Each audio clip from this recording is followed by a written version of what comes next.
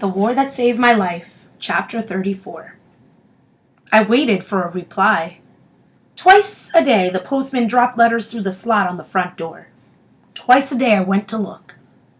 Susan said it would take at least 2 days for the letters to get to London, and 2 days for an answer to come back to us. But 10 days passed and still there was nothing. I bet they aren't delivering letters in London, Jamie said, because of the war. I could tell by the look on Susan's face she didn't think that was true. On the 12th day a letter I recognized fell at my feet. My own. Return to sender was scrawled across it. No longer at this address. She's moved, Susan said, turning the unopened envelope over in her hands. She lives somewhere else now. Susan said perhaps Ma'am had got a new job and had moved to be closer to it. She said perhaps the government had requisitioned our flat. She said there were a number of reasons that Ma'am might have moved. That didn't mean she'd abandoned us, and she, Susan, would make inquiries through the WVS. Someone in London was bound to know where Ma'am had gone. What happens to us? Jamie asked, wide-eyed. You stay with me, Susan said, just like you do now. Your Ma'am knows where you are. She knows you're safe. What happens when the war's over? Susan took a deep breath. Your Ma'am will come and get you. What if she doesn't? Jamie insisted. Don't worry, Susan said. I'll make sure someone always takes care of you. I'll take care of him, I said, suddenly furious. I took care of him before, not Ma'am. I hated. Even in my head, I still couldn't say I hated Ma'am. Even now. If I could get my foot fixed, maybe she'd be different. Maybe she'd love me. Maybe she would. You did a good job taking care of Jamie, Susan said. But it was a big job, and you shouldn't have had to do it. So now you can relax. I can take care of you. You don't have to fight so hard. She couldn't take care of me. She talked about fixing my foot, but she couldn't do it, not really. It was all just lies. And I wanted my foot fixed so badly. I was tired of it hurting. I wanted to be like a normal person. I wanted to walk without crutches, and I wanted to go to school, and I wanted to wear shoes on both feet. I never wanted to be locked up again. I hated crying, but I couldn't help it. I sat on the sofa and sobbed. Susan held me to her. I know, she said. I'm so sorry, I know. She stroked my hair. If it was an emergency surgery, she said, if you broke your leg or if your life was in danger, I could give permission for that. But this is a big operation, and it is elective. You can survive without it. I can't give permission. I've asked the WVS, and I've consulted a lawyer, and without your Ma'am's permission, we can't have it done. I'm so sorry. We'll keep looking for her. We'll find her. I don't want to just survive, I said. I know, Susan said. So you'll have to figure out how to make that happen without fixing your foot. It's hard, she said, but it's the truth. The winter turned fierce. Snow drifted over the fields and made it impossible for Butter to climb our hill. Even the ride to Fred's was so wretchedly cold I dreaded it. I went every day now for afternoon feed, because the winter work was too much for Fred. He didn't watch me ride. It was far too cold for that. I put Butter in a stall and did chores with Fred as fast as possible, then rode home. Water froze in the troughs. The horses ate mountains of hay. It's getting to be too much for you, Susan said, when I came home with my toes and fingers numb, shivering so hard I couldn't stop. If Fred can't manage, Lady Thornton will have to hire someone to help him, war or no war. It's not too much for me, I said. I promise.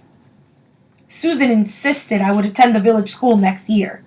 She borrowed all sorts of books from the town library and made me read them. If I couldn't read a word, I was supposed to ask her what it meant. The more I read, the less I had to ask. She started me on math and history, too.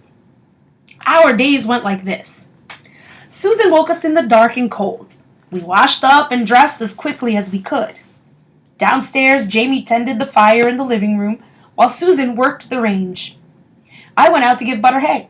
After breakfast, Jamie washed the dishes by himself, while Susan and I took the blackouts down. Then we had housework, reading, and sewing. Jamie played with Bovril on the rug.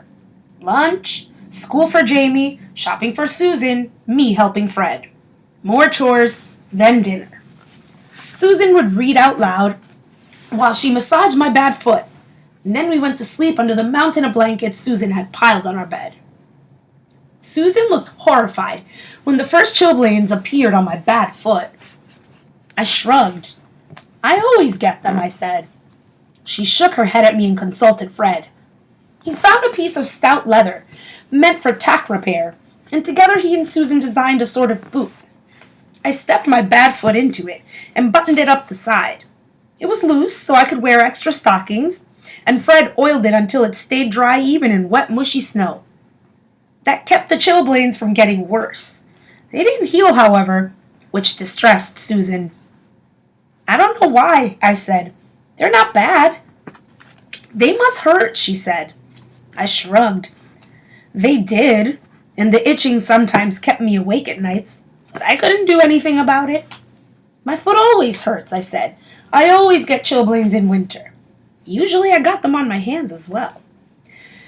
Next winter, Susan said, we'll stop them before they get started. There must be some way. I looked at her.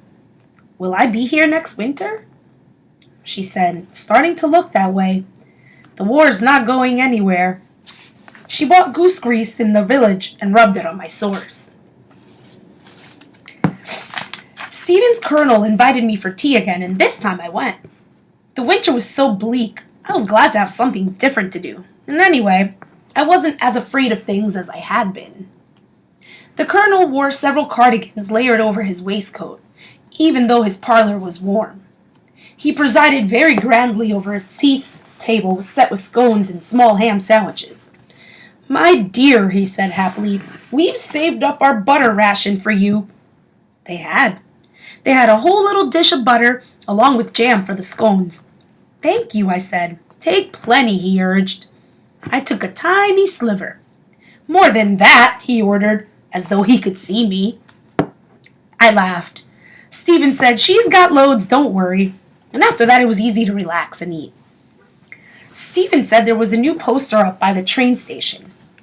It showed Hitler listening to some British people's conversation. Careless talk costs lives, Stephen quoted. That's what it says on the newsreels. Susan had taken us to see the film The Wizard of Oz, but she'd let me stay in the lobby during the newsreel. I said, Jamie worries about spies, but I don't know if they're really real. The government's so full of talk. How many spies do you think there are? Hundreds, the colonel said. They're everywhere. It was spies that sunk the Royal Oak. How else could a submarine have gotten into Scapa Flow? I knew that's what people said. Yes, but you don't think we don't have spies right now in occupied France, in Germany itself? Of course we do. Stands to reason they'd have sent spies here. I told him how I always looked out from the top of the hill, from where I could see such a long way. He nodded. You keep a lookout everywhere, he said. I tell Stephen, pay attention to everything. You never know. One word in German, one false move. Stephen, grinning, helped me to another scone. I grinned back. Posters or newsreels or spies notwithstanding, it was hard to sit in a warm parlor with snow falling outside and really believe in the war.